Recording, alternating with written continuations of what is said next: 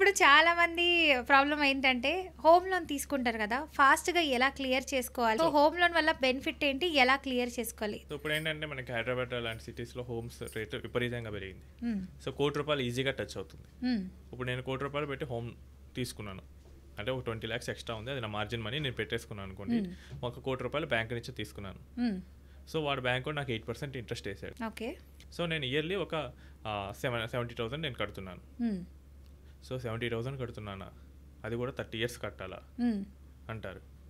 ఇవి కరెక్ట్గా చూస్తే కనుక ఇందులో 30 years పాటు మీరు ఎంత కడుతున్నారో చూస్తే కనుక సో ఆల్మోస్ట్ 3 crores ఉంటుంది. ₹1,00,00,000 లోన్కి 3 crores కడతారు. ఇంకో 2 crore ఎక్కువ పడుతున్నా. సో ఇక్కడ వీళ్ళు ఏంటంటే ఎమోషనల్గా అమ్మో నేను 2 crores ఎక్కువ కడుతున్నాను, అసలు దీన్ని తొందరగా క్లియర్ చేయాలి అని చెప్పేసి ఏదో ఒకటి ప్లాన్ చేస్తూ ఉంటారు. అవును. బట్ ఇక్కడ మర్చిపోతున్న విషయం ఏంటంటే హ్మ్. ఇంట్రెస్ట్ ఎంత పడుతుంది. హ్మ్. సో ఇంట్రెస్ట్ రేట్ అనేది ఇస్తారు 8%. హ్మ్. మీకు సింపుల్గా చెప్పాలంటే 1 crore రూపీస్ మీరు బయట మార్కెట్లో తీసుకుంటే హ్మ్. మీకు సింపుల్గా 2 rupees ఇంట్రెస్ట్ వేసుకుంటే మీరు ఇంట్రెస్టే 24 lakhs కట్టాలి. అవును.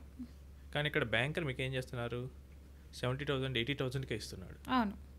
సో ఇది చాలా చీప్ కదా. అవును. కాకపోతే ఏంటంటే మీరు ఇంట్రెస్ట్ అనేది ఎక్కువ కట్టడం తక్కువ కట్టడం ఉండదు. హ్మ్. ఆ ఇయర్కి ఎంత పడిందో ఇంట్రెస్ట్ అదే కట్టేస్తున్నారు. అవును.